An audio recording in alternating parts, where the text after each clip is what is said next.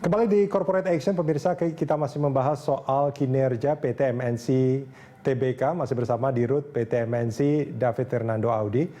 Pak David, ini kalau kita bicara soal ke depan, termasuk juga soal tantangan TV digital. Ini bagaimana kesiapan dari MNCN? Ya, kalau soal TV digital, ini kita ngomong digital multiplexing nih maksudnya ya? Atau ngomong digital juga, internet?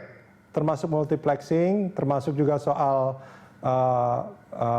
channelnya sendiri Pak, itu nanti ke arah digitalnya akan seperti apa? Ya, oke. Kalau soal digital itu, ya saya kira itu memang suatu hal yang harus dilakukan, migrasi ke digital. Tapi permintaan kita tuh ke pemerintah, ya kalau misalnya migrasi ke digital, TV-nya ya jangan banyak-banyak. Sekarang aja nih kan udah ada 11 TV nasional, plus di setiap zona tuh udah ada 5 atau 6 TV lokal, jadi udah 16. Jadi secara nasional tuh sudah ada 16 channel. Nah kalau misalnya tambah lagi mau jadi berapa gitu, karena dengan kanal digital itu kan bisa dibelah-belah, bisa jadi puluhan, banyak sekali ya. Betul. Tapi kalaupun dibelah-belah gitu jadi terlalu banyak, nanti kita nggak bisa HD, nggak cukup. Karena untuk jadi high definition itu kita butuh minimal 4 kanal jadi satu. Dan untuk ultra 4K itu kita butuh 12 kanal jadi satu. Ya, jadi pengembangan teknologi terhambat juga kalau misalnya TV-nya kebanyakan.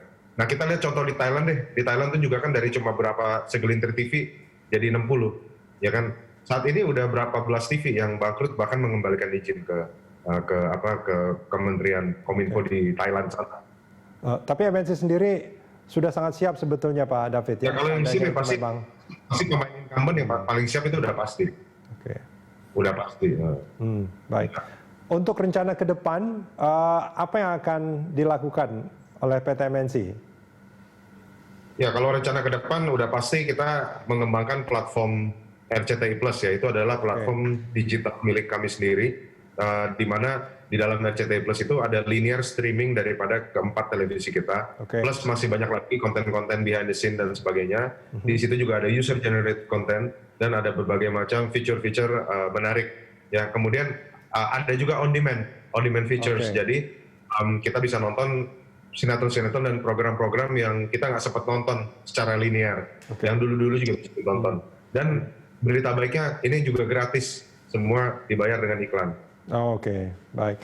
Pak David, untuk tahun ini, tahun 2020, di tengah pandemi COVID-19 ini, target revenue dan laba MNC sampai berapa, Pak? Ya, kalau kita tahun ini nggak memberikan guidance target ya. Nah, saya kira itu wajar karena hampir semua emiten juga nggak ada yang berani ngasih guidance berapa gitu target. Dan bukan cuma di Indonesia doang, di luar negeri juga sama. Bahkan banyak perusahaan-perusahaan luar negeri yang udah ngasih target, dicabut lagi sama dia. Nah, cuma saya bisa kasihin. Kan tadi saya bilang, kalau kuartal 2 itu kan udah yang mungkin the worst period ya. Ya artinya semester 2 dibanding semester 1, ya harusnya semester 2 lebih bagus lah daripada kuartal 2 barusan gitu.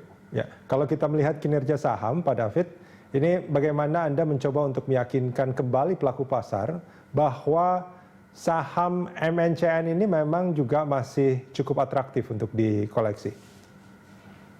Ya saya kira mungkin dilihat aja dari price earning ratio, price to book, dan potensi growth ke depannya. Seperti saya bilang tadi kan emiten-emiten lain banyak yang pendapatannya turun jauh lebih besar, jauh lebih banyak turunnya. Terus juga bottom line juga banyak yang jadi merah gitu kan. Kalau MNC cuma turun sedikit dan masih profitable, EBITDA juga masih 40%. Jadi ya mungkin itu kembali lagi gimana ke pelaku pasar memvaluasi suatu perusahaan gitu. Mungkin kalau itu mesti tanya ke analis pasar modal lebih jago. Oke, baik. Pak David, terima kasih banyak sudah bersama kami di Corporate Action. Ya, terima kasih.